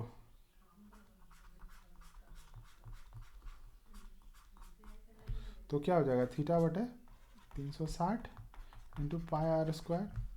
तो बोल रहा है 30 डिग्री वाला, तो 30/360 गुना 22/7 गुना r², 42 गुना 42, ठीक है। 7 छक 42, 6 छक 36, 30 दूनी 60, तो 11, 11 को 42 से गुना कर दीजिए, 11 दूनी 22 के 2 बकिया 2, 11 चौक 44 और 2 46 सेंटीमीटर स्क्वायर। ऑप्शन क्या आ जाएगा, सी, ठीक है। 83 बोल रहा है यदि किसी पहिए की त्रिज्या इतना मीटर है, ठीक है, किसी पहिए की त्रिज्या दिया तो उसके द्वारा एक चक्कर में लगाई गई दूरी। तो जब भी पहिया जो भी दिया हुआ रहता है, राइट, ऐसे करके कोई पहिया दिया हुआ है, तो अगर आपको त्रिज्या दिया हुआ है आर, तो एक चक्कर में दूरी जो लगता है वो उसके परिधि के बराबर होता है, परिमाप के बराबर होता है, क्या होता है, पेरीमीटर के बराबर। तो 2πr हो जाएगा, तो आप क्या निकाल दीजिए, 2πr निकाल दीजिए 22/7 गुना 35/44, 22 दूनी 44, 7 × 35, क्या आ जाएगा 5 मीटर। आंसर क्या आ जाएगा, ए। अगला क्वेश्चन, 12 सेंटीमीटर व्यास वाले एक गोले की आयतन क्या होगी। यहाँ पे क्या दिया हुआ है, 12 सेंटीमीटर व्यास वाला गोला, डी दिया हुआ है 12, तो आर कितना हो जाएगा 6 सेंटीमीटर होगा, ठीक है। अब आपसे क्या पूछा जा रहा है, आयतन क्या होगा, तो 4/3 पाई r³ होता है, तो 4/3 लिख दीजिए, पाई का वैल्यू यहीं रहने दीजिए, 6 गुना 6 गुना 6, ठीक है। 3 दूनी 6, 6 छक 36, 36 दूनी 72, 72 गुना 4 पाई, तो cm³, तो 4 दूनी 8, 7 चौक 28, 288 पाई होगा। यहाँ पे ऑप्शन गलत है, तो अच्छा है नहीं, ऑप्शन पाई वाला भी है, सॉरी, तो ये ऑप्शन सी आएगा आंसर, ठीक है। अगला क्वेश्चन, दो बेलन की त्रिज्याओं का अनुपात दिया हुआ है, तो और उनकी ऊंचाइयों का अनुपात दिया हुआ है, तो आयतन का अनुपात, आयतन का अनुपात क्या होगा, पाई r1² h1 divide by pi r2² h2, पाई पाई तो कट जाएगा, r1/r2 का होल स्क्वायर इंटू h1/h2, ठीक है। तो r1/r2 कितना है, 2/5 का होल स्क्वायर इंटू ऊंचाई का अनुपात 5/2 है, ठीक है। तो एक वो हो जाएगा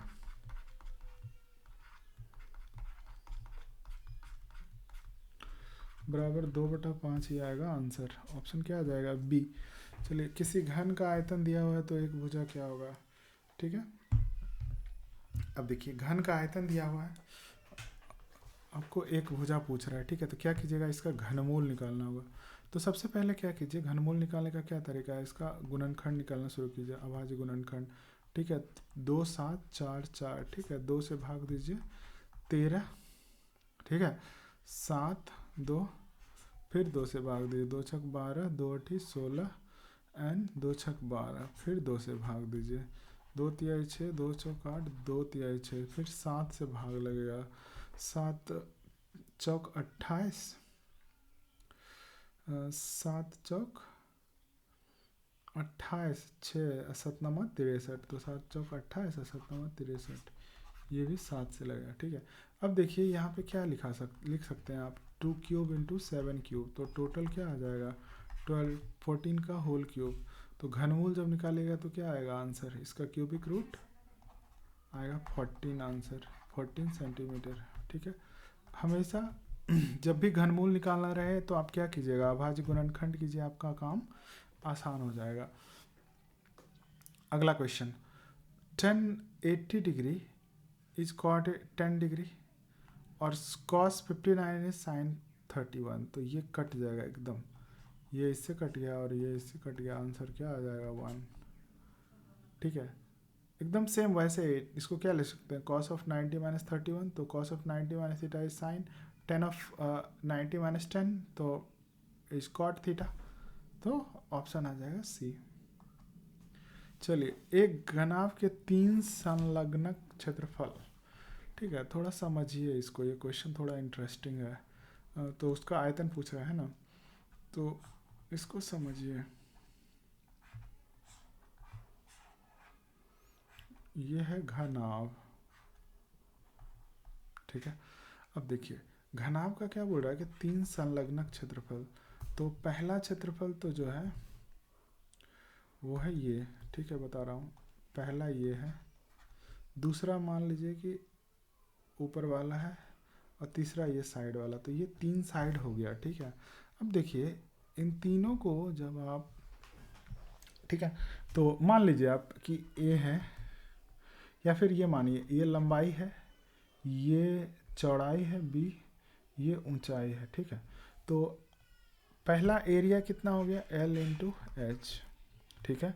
दूसरा एरिया कितना हो गया, बी इंटू एच, तीसरा एरिया कितना हो गया, एल इंटू बी, ठीक है। अब देखिए, इसको जब आप तीनों को आपस में गुना कीजिएगा, ठीक है, आयतन कितना होता है, L into B into H, ठीक है। इसको जब आप तीनों को गुना कीजिएगा तो क्या आएगा, इसको गुना कर दिए, इसको गुना कर दिए, तो आएगा L square B square H square, ठीक है। इसका जब आप क्या कीजिएगा, स्क्वायर रूट लीजिएगा, तभी तो आएगा एल बी एच, ठीक है। क्योंकि इसमें सबको स्क्वायर हो गया, तो क्षेत्रफल निकालने के लिए क्या करना पड़ेगा, इसका स्क्वायर रूट करना पड़ेगा, ठीक है। तो उस बात समझ रहे हैं। तो अब देखिए, एरिया आपको दिया हुआ था, एरिया एल इंटू एच का वैल्यू कितना दिया है एक्स, इसका वैल्यू कितना दिया हुआ है, इसका वैल्यू कितना दिया हुआ जेड, तो आंसर क्या आ जाएगा, root over x by z, ठीक है। ऑप्शन क्या आ जाएगा, ऑप्शन सी। क्वेश्चन नंबर 89, यदि किसी शंकु के आधार की त्रिज्या दिया हुआ है आर, ठीक है, शंकु है, आधार की त्रिज्या क्या है, मान लीजिए आर, एकदम सब में डायग्राम बनाइए, बहुत आसान होगा क्वेश्चन, ये एकदम ध्यान रखिए, गांठ बांध लीजिए, परीक्षा में फोटो जरूर बनाइए, काम आसान होगा। ऊंचाई दिया हुआ है, ठीक है, तो बोल रहा आयतन क्या होगा, तो 1/3 पाई आर स्क्वायर एच, यही तो होता है बेलन का आयतन का 1/3, ठीक है, वो होता है शंकु, ठीक है। ऑप्शन क्या आ जाएगा बी, ठीक है। चलिए, अगला क्वेश्चन 89 हो गया था, 90 में बोल रहा है कि आर त्रिज्या वाले अर्धगोले का संपूर्ण पृष्ठ का क्षेत्रफल, सेम अर्धगोला कुछ इस तरह का होता है, ठीक है। अब इसमें, ठीक है, तो पूरा गोला का जो क्षेत्रफल होता है वो होता है 4 पाई आर स्क्वायर, ठीक। तो अर्धगोला का हो जाएगा बटा में 2, और प्लस संपूर्ण पृष्ठ बोल रहा है तो नीचे वाले का भी क्षेत्रफल, तो प्लस पाई आर स्क्वायर, समझे। तो कितना हो गया 2 pi R square plus pi R square बराबर कितना हो गया 3 पाई आर स्क्वायर। ठीक है, ऑप्शन क्या आएगा सी 91। अब बोल रहा है इसकी माध्यिका निकालिए। ठीक है, माध्यिका कैसे निकलता है, पहले आप इस नंबर्स को बढ़ते क्रम में लिख दीजिए 3 5 6 7 8 9 10 12। ठीक है, अब इसमें से बीच वाला निकाले तो टोटल कितना है 4 और ये 4 8 है, तो बीच वाला एक ये हो गया एक ये हो गया, इन दोनों का जो मीन होगा तो 7 + 8 बटा में 2, तो कितना हो गया 7.5। ऑप्शन क्या आ जाएगा सी। ठीक है, चलिए प्रथम 10 सम प्राकृत संख्याओं का माध्य। ठीक है, तो पहले सम निकाल लीजिए 10 प्राकृत संख्याओं का। तो सम निकालने के लिए क्या आ जाएगा, ए हो जाएगा 2, डी हो जाएगा 2, एन हो जाएगा 10। ठीक है, तो निकालिए एस एन बराबर n/2, तो 10/2 इंटू 2 गुना ए तो 2 प्लस n-1 तो 10 घटा 1 9 इंटू डी 2। इसको सॉल्व कीजिएगा तो आएगा 10/2, 2 दूनी 4 और 9 दूनी 18 4 22। ठीक है, बराबर 110। ये हो गया सम, फर्स्ट 10 इवन नेचुरल नंबर्स का सम जो है 110 आया, और उसका बोल रहा है माध्य, तो बटा में टोटल संख्या से कर दीजिए 110 बटा में 10 बराबर कितना आ जाएगा आंसर 11। ऑप्शन क्या है बी। ठीक है, ये ध्यान रखिएगा यहाँ पे माध्य पूछा है, ये सिर्फ सम नहीं पूछा है। नंबर 93, 37 और 45 का समांतर माध्य। ठीक है, तो 37 + 45 / 2, 7 5 12 के 2 बकिया 1, 4 3 7 1 8 बटा में 2 बराबर 41। आंसर क्या आ जाएगा ए। ठीक है, चलिए किसी बारंबारता सारणी का ठीक माध्य इतना है। ठीक है, और बहुलक दिया हुआ है। ठीक, माध्य दिया हुआ है, बहुलक दिया हुआ है, माध्यिका पूछ रहा है। ठीक है, तो बोल रहा है मीन दिया हुआ, मोड दिया हुआ और मीडियन पूछ रहा है। ठीक है, तो होता है 3 × मीडियन -2 × मीन, 3 गुना मीडियन और 2 गुना मीन। तो कीजिए यहाँ पे 3 गुना मीडियन कितना है, सॉरी मीडियन तो पूछ ही रहा है, तो क्या कीजिएगा मोड 3 × मीडियन बराबर मोड प्लस 2 गुना मीन। मोड कितना है 16 प्लस मीन कितना है 2 गुना 28, तो 56 + 16, 5 1 6 1 7 72 बटा में बराबर 3 गुना,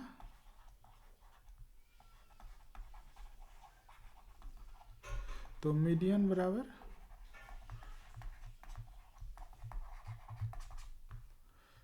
24। ध्यान रहे ये होता है मोड बराबर 3 गुना मीडियन - 2 गुना मीन। ठीक है, चलिए निम्नलिखित में कौन सा केंद्रीय प्रवृत्ति का नहीं है। ये क्वेश्चन पिछली बार भी आया था 2022 में, ये क्वेश्चन आया हुआ है एग्जाम में, बोर्ड एग्जाम में।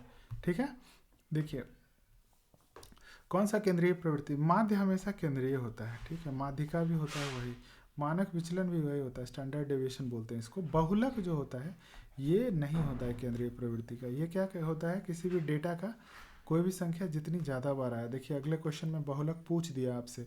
ठीक है, तो बहुलक निकालने के लिए क्या करते हैं, हर नंबर को पकड़िए, जैसे 7 है, कितनी बार आया वो गिन के लिखिए, 1 2 बार आया है। अगला नंबर पकड़िए 8, कितनी बार आया है 1 2 बार आया है। अगला नंबर पकड़िए 9 कितनी बार आया है 1 2 3। ठीक है, अगला नंबर 7 हो गया, 8 भी हो गया, 9 भी हो गया, 3 है, 3 कितनी बार आया है 1 बार, 5 कितनी बार आया है 1 बार, 4 कितनी बार आया है 1 बार। अब हमें ये देखना है जो भी संख्या जितनी ज़्यादा बार आई, जो सबसे ज़्यादा बार आई वही संख्या उसका बहुलक कहलाता है। तो आंसर क्या आएगा, आंसर आएगा 9। जो संख्या जितनी ज़्यादा बार आई है वो उसका बहुलक कहलाता है। क्वेश्चन आप सॉल्व करने का तरीका देख लीजिए। हर संख्या को पकड़े, उसको क्या किए, काउंट करके लिख लिए, कई बार आया है, 2 बार। ठीक है, तो हर किसी को जो सबसे ज़्यादा बार आया वो आंसर हो जाएगा। ठीक है। 97, किसी भी घटना का प्रायिकता का अधिकतम मान कितना होता है, 1। ये प्रोबेबिलिटी में है, एकदम फिक्स। ठीक है, और 2 सिक्कों की उछाल में संभव परिणामों की संख्या क्या होगी। ठीक है, तो जब भी जितना नंबर ऑफ कॉइन्स टॉस किया जाता है ना, तो वो इतना हो जाता है संभव परिणाम। तो 2 सिक्का उछाला गया तो 2 पर पावर 2 बराबर 4। ठीक है, मान लीजिए कल को बोला 3 सिक्का उछाला गया, फॉर्मूला याद रख लीजिए 2 टू पावर n, तो वो 8 हो जाएगा। ठीक है, चलिए अगला क्वेश्चन बोल रहा है पीई अगर इतना है तो पीई डैश कितना होगा। पीई डैश बराबर होता है 1 माइनस पी ऑफ ई। ठीक है, तो 1 माइनस 0.07, ये भी फॉर्मूला होता है, ये कॉम्प्लीमेंट कहते हैं इसको। ठीक है, 0.93। ठीक है, ऑप्शन क्या आ जाएगा, ए। लास्ट क्वेश्चन ऑब्जेक्टिव का, असंभव घटना की प्रायिकताएं क्या होती है। असंभव घटना प्रायिकता 0 होता है हमेशा, कि होगा ही नहीं तो वो 0 है। ठीक है, चलिए आज के इस वीडियो में इतना ही। आपको सारा ऑब्जेक्टिव का जो है आंसर की मिल गया विथ एक्सप्लेनेशन। ठीक है, आप वीडियो को अगर यहाँ तक देख रहे हैं तो होप आपको वीडियो ये पसंद आया होगा। आप ज़्यादा से ज़्यादा इस वीडियो को शेयर करें अपने दोस्तों के साथ, ताकि वो भी अपना आंसर की मैच कर सके। और अगर आपने पूरा आंसर की मैच कर लिया है तो आप हमें कमेंट में ज़रूर बताएं कि कितने मार्क्स आए हैं। ऑब्वियसली आपको एग्ज़ाम में 100 क्वेश्चन नहीं बनाने होते हैं, आपको सिर्फ और सिर्फ 50 बनाने होते हैं। कोई भी, मैं आपको पूरा 100 इसलिए बना के दिया कि आप अगर जो भी क्वेश्चन आप बनाए होंगे वो आप आंसर्स मैच करके हमें कमेंट में ज़रूर बताएं कितना मार्क्स आया है। ठीक है, और उसके हिसाब से इफ़ पॉसिबल हम लोग देखेंगे कि कैसे हम क्रैश कोर्स में तैयारी इसका कर सकते हैं। ठीक है, वो भी बिल्कुल फ्री होगा, उसके लिए आपको घबराने की ज़रूरत नहीं है। ठीक है, और इस वीडियो में जो भी कॉन्सेप्ट्स बताए गए हैं उसको आप अगर एक बार समझ में नहीं आया तो आप दोबारा देखें, वो डेफिनेटली आपको समझ में आएगा। अगर फिर भी समझ में नहीं आता है तो हमें ज़रूर पूछें। ठीक है, तो चलिए मिलते हैं अगले वीडियो में शॉर्ट आंसर्स टाइप जो क्वेश्चंस है और सब्जेक्टिव क्वेश्चन के साथ। ठीक है, आज के इस वीडियो में इतना ही। Thank you so much and don't forget to like, subscribe and share this video.